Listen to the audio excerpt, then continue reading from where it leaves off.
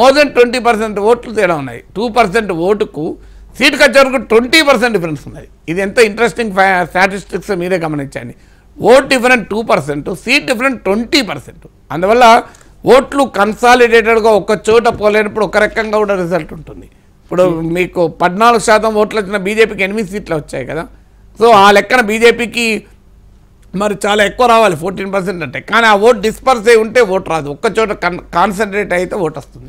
3 జాతీయ ఛానళ్ళు కూడా లోక్సభ ఎన్నికలకు సంబంధించి, ఏపీ లోక్సభ ఎన్నికలకు సంబంధించి, రాష్ట్ర అసెంబ్లీ ఎన్నికలకు సంబంధించి డిఫరెంట్ ఒపీనియన్ ఫామ్ చేస్తున్నట్లు కనిపిస్తుంది. ముందుగా ఏపీ లోక్సభ ఎన్నికలకు సంబంధించి ఇంతకుముందు మనం అనుకున్నట్టు ఏబీపీ సి ఓటర్ వైసీపీ అధికారంలోకి వస్తుందని ప్రకటించింది. 97 నుంచి 108 స్థానాల్లో వైసీపీ అధికారంలోకి రాబోతుంది రాష్ట్రంలో అని చెప్పింది.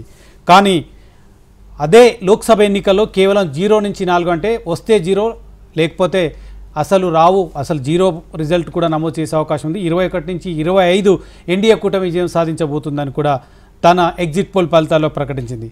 CNN న్యూస్ 18 కూడా వైసీపీ 5 నుంచి 8 స్థానాల్లో మాత్రమే విజయం సాధిస్తుంది లోక్సభ ఎన్నికల్లో. ఎన్డీఏ మాత్రం 19 నుంచి 22 స్థానాల్లో విజయం సాధించే అవకాశం ఉందని చెప్పింది ఏపీ లోక్సభకు సంబంధించి CNN News 18. News X AP Lok Sabha ఎన్నికలపైన అదే అంచనా వేసింది. ఎన్డీఏ 22 స్థానాల్లో, వైసీపీ 3 స్థానాల్లో వైసీపీ విజయం సాధించే అవకాశం ఉందని చెప్పి నాగేశ్వర్ గారు, బీజేపీతో పొత్తు పెట్టుకోవడం మూలంగా టీడీపీ బీజేపీ పొత్తు లోక్సభ ఎన్నికల్లో బీజేపీకి లాభం జరిగింది, అసెంబ్లీ ఎన్నికల్లో మాత్రం టీడీపీకి తీరని నష్టం చేసిందని మనం అనుకోవచ్చా ఎగ్జాక్ట్ ఫలితాలు వచ్చిన తర్వాత? అంటే ఎగ్జాక్ట్ ఫలితాలను బట్టి ఓట్ పర్సంటేజ్లను బట్టి చెప్పాలి. ఇప్పటికే టూ ఎర్లీ కంక్లూషన్. 3 జాతీయ ఛానల్ కూడా లోక్సభ ఎన్నికల్లో ఎన్డీఏకు మెజారిటీ వస్తుందని ప్రకటిస్తుంది. అంటే ఇందులో ఈ లోక్సభ ఎలక్షన్లకు అసెంబ్లీ ఎలక్షన్లకు తేడా బీజేపీ ఫ్యాక్టర్ అని మనం ఎలా కంక్లూషన్ రాగలం? సో అందువల్ల అది పొలిటికల్ పాసిబిలిటీ. మోడీ వల్ల ఓట్లు వచ్చి గనక అది ఆ రిజల్ట్ వస్తే మీరు అన్నది నిజం. కానీ మోడీ ఫ్యాక్టరే కాకపోవచ్చు, స్టాటిస్టిక్స్ ఫ్యాక్టర్ కూడా ఉండొచ్చు. నేను ఇంతకుముందు చెప్పినట్లు స్టాటిస్టికల్ ఫ్యాక్టర్ కూడా కావచ్చు. అయితే బీజేపీ వల్ల వచ్చేటువంటి ప్రమాదము కూటమికి ఏంటంటే అసెంబ్లీ ఎన్నికలు వచ్చిన ముస్లిం ఓటు, క్రిస్టియన్ ఓటు. ఎందుకంటే ఆంధ్రప్రదేశ్లో ముస్లిం ఓటర్లు ఎంతో తెలుసు కానీ క్రిస్టియన్ ఓటర్లు ఎంతో చాలామంది తెలియదు. కారణం ఏంటంటే వాళ్ళు ఆన్ పేపర్ ఎస్సీస్ కానీ బై ఫేత్ క్రిస్టియన్స్. సో అందువల్ల ఈ మైనారిటీ ఓటర్లలో ఇదివరకే వైసీపీకి మంచి ఆధిక్యత ఉంది. ఇది ఫర్దర్ కన్సాలిడేట్ అవుతుంది అనేది ఒక అనుమానం. ఇప్పుడు అసెంబ్లీ ఎన్నికల్లో కనుక వైసీపీ గెలిస్తే డెఫినెట్గా మీరు అన్నట్లు టీడీపీ మైనారిటీ ఓటు కనుక కోల్పోతే అది బీజేపీతో పెట్టుకోవడం ఒక సెల్ఫ్ గోలే. అందుకే మీరు గమనించండి, బీజేపీతో పెట్టుకోవడం తెలుగుదేశంలో ఎవరికి ఇష్టం లేదు, అది తెలుగుదేశంతో పెట్టుకోవడం బీజేపీలో ఎవరికి ఇష్టం లేదు. అది నాయకుల మధ్య జరిగిన ఒప్పందమే, పెద్ద మనుషుల ఒప్పందం అది. సో జెంటిల్మెన్ అగ్రిమెంట్ తప్ప ప్రజల అగ్రిమెంట్, పీపుల్స్ అగ్రిమెంట్ కాదు, అది పార్టీ క్యాడర్ అగ్రిమెంట్ కాదు. ఎక్కడ చూసినా మీరు టీడీపీ క్యాడర్కు బీజేపీ పైన ఇష్టం లేదు, బీజేపీ క్యాడర్కు టీడీపీ పైన ఇష్టం లేదు. సో అందువల్ల అదొక బలవంతంగా పెద్ద మనుషుల ఒప్పందంతో జెంటిల్మెన్ అగ్రిమెంట్తో స్టార్ట్ అయింది.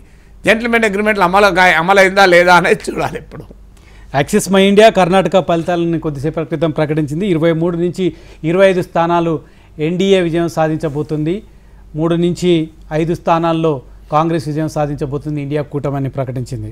So axis my India exit poll ఫలితాలను కాస్త దగ్గరగా ఉంటాయి నిజమైన ఫలితాలకు అని చెప్తున్నారు. నిజంగా అంటే కర్ణాటక అసెంబ్లీ ఎన్నికలప్పుడు India today axis my India కొంత దగ్గరగా ఉన్నమాట నిజం. మీరు 135 సీట్లు ఏమి ఇచ్చినట్టున్నారు, వాళ్ళు ఒక్కరే కరెక్ట్గా ఇచ్చారు.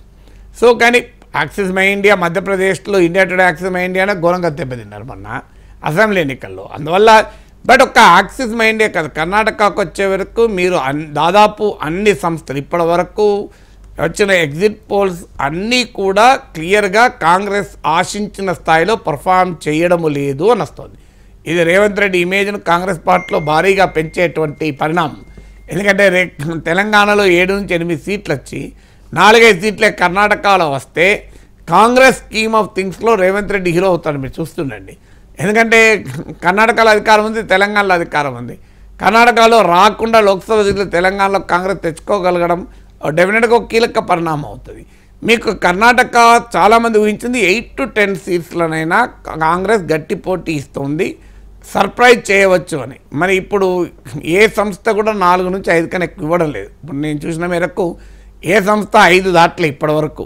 మీకు క్లియర్గా లాస్ట్ టైం 26 సీట్లు గెలుచుకున్నారు. జేడీఎస్ను కలుపుకోవడం వల్ల ఇంకో సీటు పెరుగుతుంది 27. సో ఆ 27 టాలీత రాదు. అంటే 2019తో పోలిస్తే 3, 4 సీట్లు తగ్గుతాయి. 2019 టాలీ చాలామందికి అర్థం కావాల్సింది ఇప్పటి సీట్లు చూస్తే అర్థం కాదు. మీరు 2019లో కూడా బీజేపీకి సొంతగా 25 సీట్లు గెలుచుకుంది. ఒక ఇండిపెండెంట్ సుమలత గెలిచారు, 26 సీట్లు గెలిచారు. సో ఆ 26 నుంచి ఇప్పుడు 26 అయితే ఎవరు ఇస్తలేరు గమనించండి. No agency is giving 26 seats to BJP. ఇప్పుడు జేడీఎస్ కూడా కలిసింది. లాస్ట్ టైం జేడీఎస్ కాంగ్రెస్తో ఉంది, ఇప్పుడు బీజేపీతో కలిసింది. అయినా కూడా 26 సీట్లు ఎవరు ఇవ్వడం లేదు.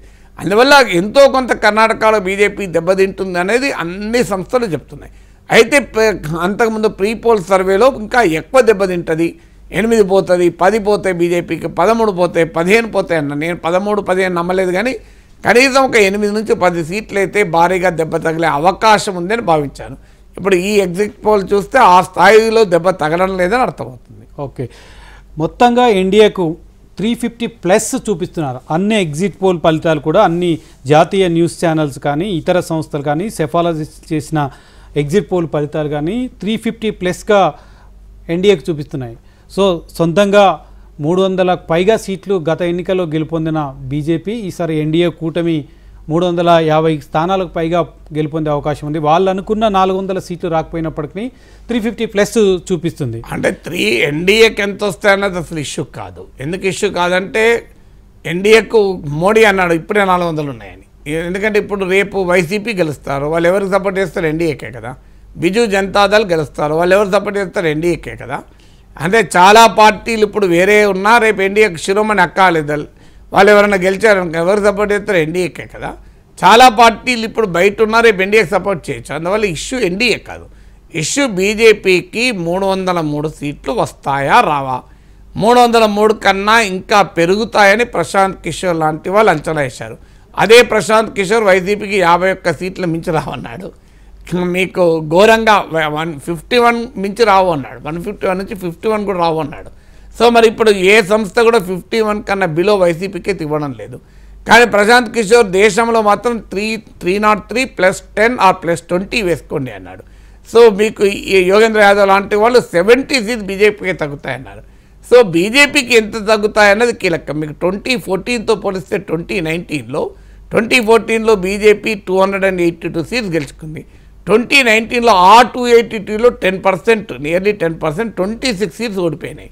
అందువల్ల ఆ లెక్కన చూసుకున్న లాస్ట్ టైం 303 సీట్స్ గెలుచుకుంది బీజేపీ. అందులో 10% ఓడిపోతే 30 ఓడిపోతే 273 అవుతుంది. ఈ 273 నుంచి కొత్తగా ఏం యాడ్ చేసుకుంటుంది అనేది కీలకం. కొత్తగా మరి ఇప్పుడు 30 యాడ్ చేసుకుంటుందా, 20 యాడ్ చేసుకుంటుందా, 40 అసలు పోదా, 10% కూడా పోవా అనేది ఇప్పుడు చూడాల్సిన అంశం. ఎన్డీఏ అనేది ఇష్యూ కాదు. ఏమైనా ఇష్యూ అంటే బీజేపీకి ఎన్ని వస్తాయి